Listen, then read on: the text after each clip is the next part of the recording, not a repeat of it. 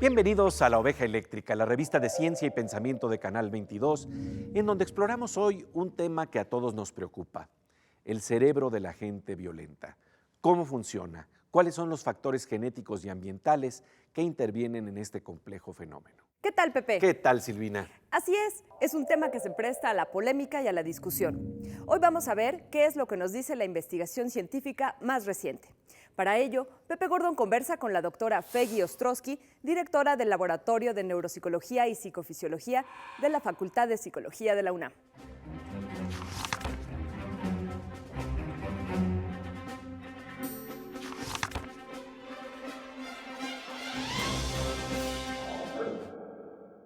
Feggy Ostrowski, qué gusto que estés con nosotros aquí en La Oveja Eléctrica. Al contrario, gracias por la invitación. Oye, pues Feggy, para hablar justamente de tu investigación en la neuropsicología y en tratar de saber qué es lo que pasa en el interior de otra persona, pero a través de las neurociencias. Me imagino que es uno de los grandes retos, de verdad tratar de ver de la manera más objetiva que puedes qué es lo que está aconteciendo en el interior de otra persona. Fíjate, yo creo que el campo de las neurociencias ofrece herramientas fantásticas, ¿no? Porque finalmente el cerebro pues, es el órgano de la conducta, una parte del cuerpo que pesa 1,5 kilos y es el órgano más poderoso, es la fuente de nuestra pasión, de nuestro amor, del odio, de la creatividad, De los de la celos, de los inteligencia, de la violencia, del miedo. Y entonces, bueno, tratar de entender un fenómeno como es la violencia, siempre como que se trata de entender el efecto social. El efecto social es el que crea individuos violentos y a mí me ha interesado al revés, estudiar qué pasa en el cerebro de gente violenta. Y bueno, ¿por qué esta fascinación? ¿Por qué? Porque lo que vemos es, por supuesto, unas ganas y un deseo de entender el mundo del otro, pero hay también algo que es fascinante en términos de investigar lo que es la violencia en las otras personas. Claro, la violencia nos atrae mismos. a todos, porque es la parte que nos pone en contacto con la muerte, que es muy importante distinguir entre lo que es agresión y lo que es violencia, o agresión benigna y agresión maligna, por ejemplo. Pero es entender estos extremos. ¿Qué mueve a un ser humano a dañar a otros, ya sean familiares o extraños? ¿Qué hay atrás de estas conductas? ¿Y cómo se define violencia? Que creo que es muy importante, ¿no? Y bueno, ¿qué es precisamente lo que nos abre la neurociencia para entender este fenómeno? Bueno, primero es entender que en el cerebro las áreas que producen emociones no son las mismas que las regulan. Y entonces que vas a tener diferentes tipos de violencia. A mí me ha interesado estudiar la violencia primaria, la violencia de los malos, muy malos. No violencia secundaria, porque hay violencia que es producto de condiciones psiquiátricas, de gente que escucha voces y que le dicen ve a matar y vas a salvar a la humanidad.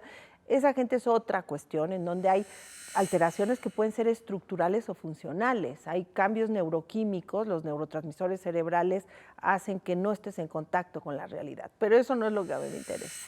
Entonces, entender esta violencia primaria, tienes que entenderla, es un fenómeno muy complejo, en donde no solo es el cerebro, sino son genes y son factores ambientales que prenden estos genes. Actualmente en el campo de la genética hay epigenética.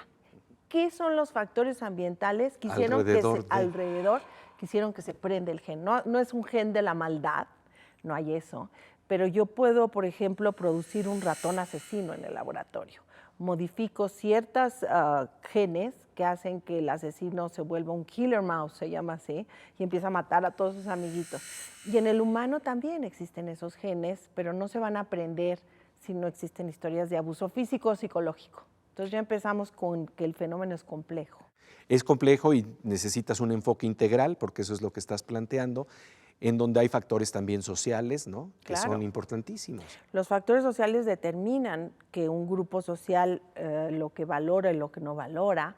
Estamos viendo el fenómeno del narcotráfico y de todos estos fenómenos que hacen que la gente joven se alinee se siente identificada con estos grupos. Y entonces creo que este fenómeno es más complejo. Hay un fenómeno social en donde hay una valoración, sobre todo en los lugares donde hay mucho narcotráfico, en los pueblos, en donde se valora a estas personas y son tus héroes y quieres ser como ellos, porque tienes poder. ¿Somos violentos por naturaleza o por imitación social y aprendizaje? Seguiremos conversando sobre esta interesante pregunta con la doctora Feggy Ostrowski, quien nos hablará de los estudios cerebrales que realiza en su laboratorio. Pero antes, con un giro del espacio-tiempo, nuestra compañera Silvina Espinosa de los Monteros nos lleva a una zona francamente más grata, a la de los cerebros curiosos de los niños y cómo la ciencia responde a sus preguntas. Hola Pepe, en esta ocasión me encuentro con los alumnos de la primaria licenciado Luis Cabrera y juntos vamos a resolver una pregunta relacionada con las temperaturas extremas. Pues antes de entrar en el tema quisiera preguntarles si alguno de ustedes ha leído El Principito. Lo que sucede es que ahí hay un pasaje donde a un piloto se le descompone el avión en medio del desierto y en las noches hace mucho frío. ¿Alguien sabe por qué en el desierto hace tanto frío en la noche? Por la falta de humedad, vegetación y cielos despejados. Se guarda el calor en la arena. Como no hay nubes, entonces llega directamente a la arena y entonces hace que el ambiente suba por la radiación solar. Se supone que alcanza la máxima temperatura de 58 grados porque la vegetación y las nubes no alcanzan a detener la radiación solar que llega al suelo, pero por la noche el efecto se invierte, o sea que si en el día da más calor, en la noche daría más frío. En el desierto las temperaturas son muy extremas. Suele llegar a estar hasta 0 grados. Pues muchas gracias muchachos. Como ves Pepe, ahora ya sabemos por qué hace tanto frío en las noches desérticas. Regresamos contigo al programa que se llama La Oveja Eléctrica. Así es, estamos en La Oveja Eléctrica, en donde los niños responden a las preguntas sencillas con los instrumentos de la ciencia. Volvemos enseguida con la doctora Feggy Ostrowski para hablar de un tema muy importante. ¿Podemos frenar la violencia al entender qué es lo que la dispara en el cerebro?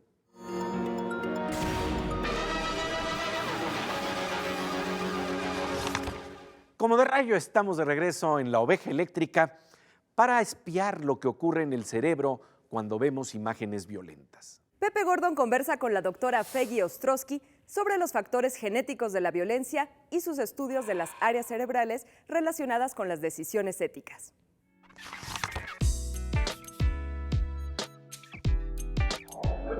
Hablemos por partes. Estamos hablando primero de este factor social, ambiental, que es muy importante, y estamos hablando del factor genético. Háblanos de cuáles son estos hallazgos específicos en términos de genética. Sí sabemos, hay cromosomas que están ligados al polimorfismos genéticos, que se llaman cambios en las secuencias de ADN, que están ligados muchas veces al cromosoma X, no al cromosoma Y, que llama la atención porque una mujer es XX y un hombre es XY. Y entonces la violencia es mucho más frecuente en el hombre que en la mujer. Es machista la violencia. Es machista y entonces llama la atención. Asesinos seriales, por ejemplo, 85% son hombres, 15% son mujeres. Para crimen, para asesinato, también el porcentaje es mucho mayor en los hombres que en las mujeres.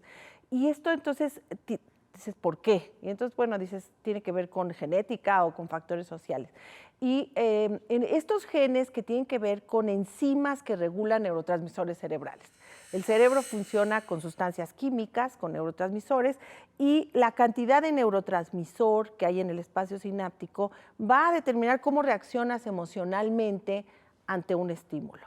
Y entonces, te decía yo que se sabe que un gen que tiene que ver con una enzima que degrada, que tiene que ver con la MAO, que tiene que ver con neurotransmisores como dopamina, como serotonina, con adrenalina, que es la regulación del estado afectivo, sale el polimorfismo y hay anormalidades o diferencias en individuos violentos.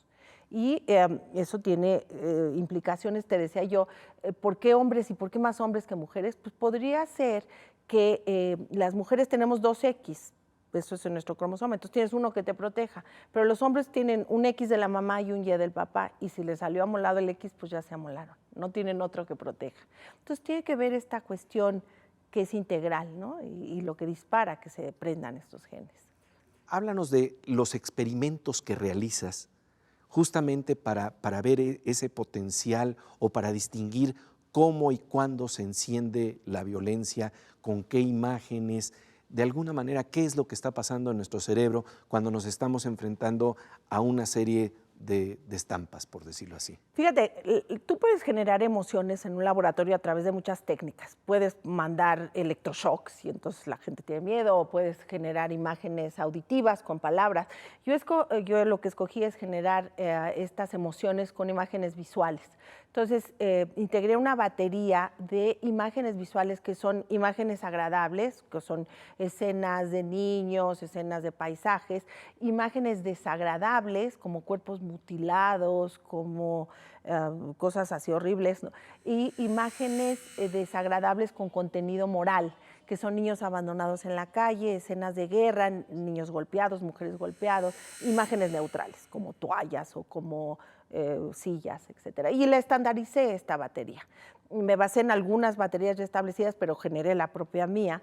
Y entonces lo que me interesaba ver, ¿existe en el cerebro un área que te ayuda a detectar emociones morales? Esto es muy importante porque la moralidad se ha estudiado por los filósofos, ¿no? ¿Qué es moral? ¿Qué es el bien? ¿Qué es el mal? ¿Cómo estableces dilemas morales? Pero poco por la neurociencia. Y entonces con estas imágenes quería decir, en el cerebro hay cosas, hay áreas del cerebro que detectan la compasión, que detectan lo bueno y lo malo, específicas. Y entonces apliqué esta batería a gente supuestamente normal como tú, que espero que seas normal, en donde detectaba con estudios de electroencefalografía, con potenciales evocados, que son respuestas muy rápidas del cerebro, pero también con neuroimagen. Y son imágenes fantásticas que te permiten ver el metabolismo cerebral, no solo el metabolismo, sino las áreas de conexión entre estas áreas que producen emociones y las áreas que regulan. Entonces se los paso a gente normal, que no es violenta, ¿cómo los defino? Porque tengo escalas que los definen, pero también en esta clientela que tengo de las cárceles, algunos de ellos les he podido hacer, o con maridos golpeadores, o con gente que es muy violenta.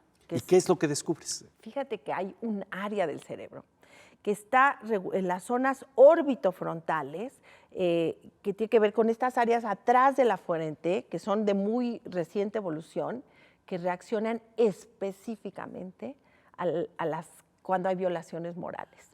Y esto es interesante porque son mecanismos inhibitorios. Desde el punto de vista biológico, somos una especie social y no hubiéramos podido sobrevivir unos a los otros si nos matamos. Entonces tenemos estas áreas del cerebro que inhibirían la violencia, que los animales también las tienen. Eso es bien interesante, ¿no? Tienes un ejemplo maravilloso de los lobos, ¿no? Los lobos es fantástico, fíjate, porque cuando los lobos están peleando y uno le va a morder al otro la yugular, en el momento en que ya lo van a matar al vencido, si echa 2 gotitas de orina, eso es una señal inhibitoria y ya no lo matan, se salva.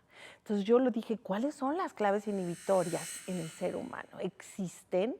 Y sí las hay. Es a nivel inconsciente, no te das cuenta, se prenden tus áreas orbitofrontales y estoy viendo que en estos individuos muy violentos no se prenden. Y entonces estudió la genética de los muy violentos, sus áreas cerebrales y su historia de vida.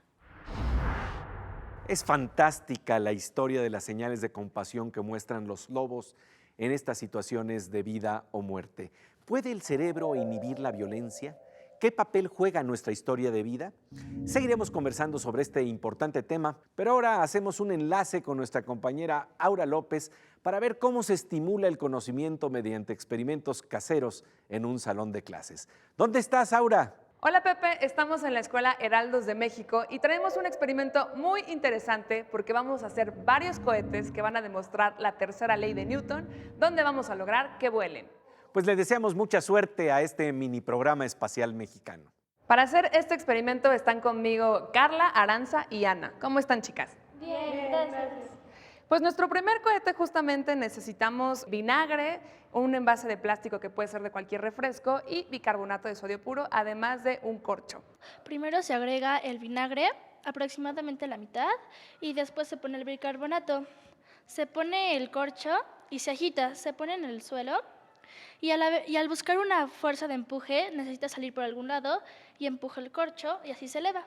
Que justamente es la tercera ley de Newton, que cuéntanos de qué trata Ana. A toda acción corresponde una reacción de igual magnitud, pero al contrario, y por eso el cohete se eleva. Y aparte de estos materiales, también podemos hacer cohetes con agua y aire. Carla nos va a explicar cómo lo hacemos.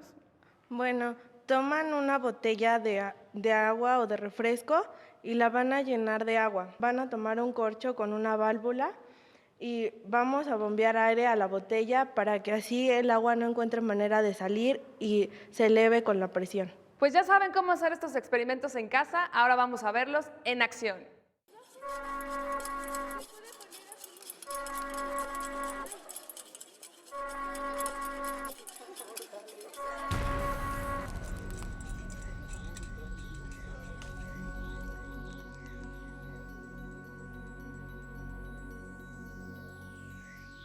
Pues ya hicimos este experimento y pudieron ver que fue muy divertido. Si bien se usaron otras técnicas, el principio es el mismo y comprobamos la tercera ley de Newton.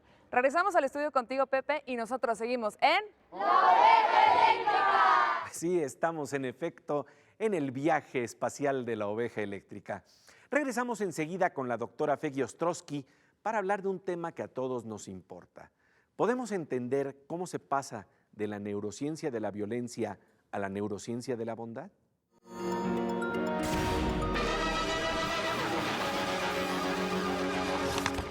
Regresamos como de rayo a la Oveja Eléctrica. Nuestro tema, la neuropsicología de la violencia. ¿Qué se puede hacer? Pepe Gordon conversa con la doctora Feggy Ostrowski sobre el potencial genético para el mal y la novela o tipo de historia que tenemos que activar en nuestro cerebro para contrarrestarlo.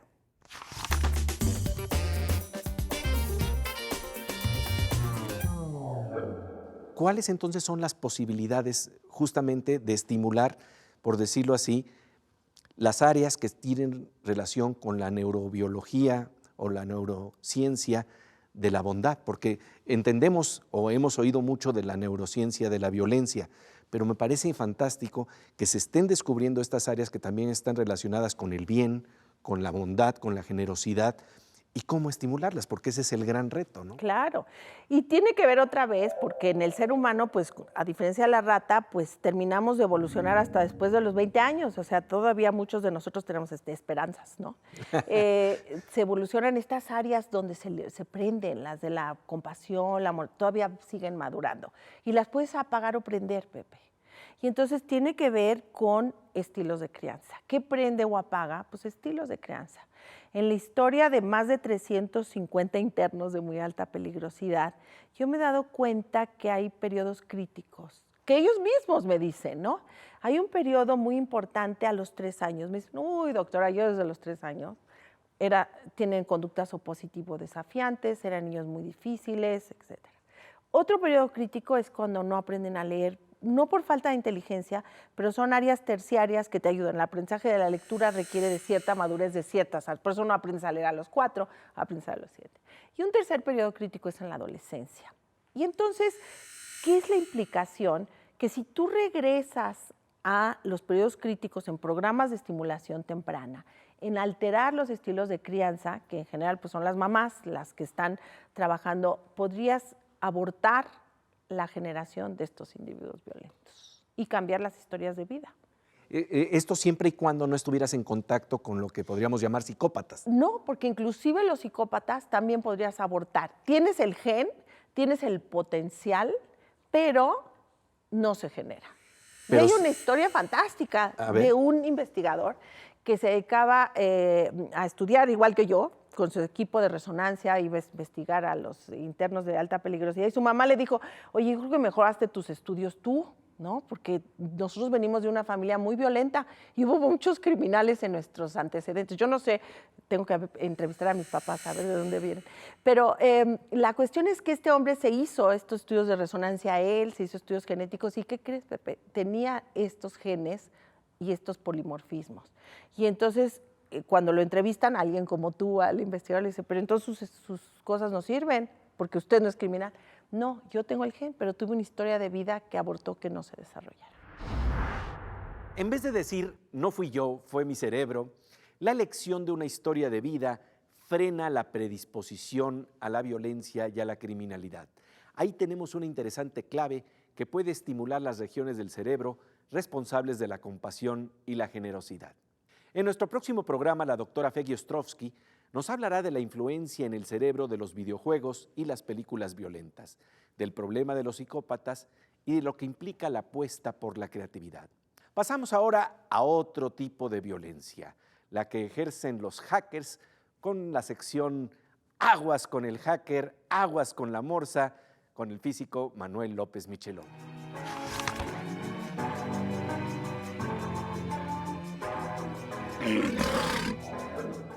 Pues querido Morsa, como siempre, un gusto estar contigo aquí en La Oveja Eléctrica. Gracias, Pepe. Oye, hemos estado hablando de la violencia y por supuesto en el Internet se ejerce. Y se ejerce a veces de manera anónima. Lo anónimo no quiere decir necesariamente que esté mal, pero a veces se aprovecha uno de eso para ejercer violencia. ¿Cómo se da? Sí, bueno, lo que pasa, Pepe, es que el anonimato está bien que exista porque hay a veces temas que discutir y entonces puede haber gente involucrada que no quiere dar su nombre por alguna razón, ¿no? Puede ser un problema de salud, puede ser un problema de esa naturaleza y entonces es mejor que sea anónimo. Pero cuando alguien emite una opinión, por ejemplo en mi blog, que de pronto escribo algo y a alguien no le parece y se molesta y entonces me sale con una cantidad de agravios vulgares, como decía Bertrand Russell. Y acosos, ¿no? Y acoso y además que casi es una persecución a través de la red. Y yo creo que se basa en eso, en que estoy en la soledad de mi computadora y frente a la pantalla puedo decir cualquier barbaridad. Total, soy un hombre en la pantalla. Esa gente, estoy seguro que la mayoría de ellos no haría eso con alguien enfrente. ¿Cómo defenderse de ese acoso? Porque estamos hablando de acoso. Yo entiendo que de otra manera no hay que tratar de saber lo que es anónimo, pero hay veces que cuando ya es acoso, te puedes defender, puedes localizar e identificar. Sí, finalmente la gente cree que hay un anonimato en la red, pero de alguna manera hay una dirección IP. Huellas digitales. Huellas digitales que puedo saber desde dónde está lanzando sus pullas y sus ataques. Puedo bloquearlos desde ahí. Puedo ignorarlo. Para que haya una discusión a veces se necesitan dos, sino es que siempre, ¿no? Entonces, que sean dos violentos. Que sean dos violentos, ¿no? Yo creo que la manera de vivir en Internet es ser igual de amable que como uno es en la vida real, porque si no, ¿cómo? ¿No? Así es. Pero desafortunadamente existe esa franja de la violencia en nuestra sociedad y lo importante es cómo identificarla, cómo reconocerla y cómo protegerse de ella, ¿verdad? Sí, hay que cuidarse siempre. Pues querido Morsa, como siempre te agradecemos tu presencia aquí en La Oveja Eléctrica. Gracias, Pepe. Y bien, pasamos ahora a la sección Veo con nuestra querida compañera Miriam Moscón.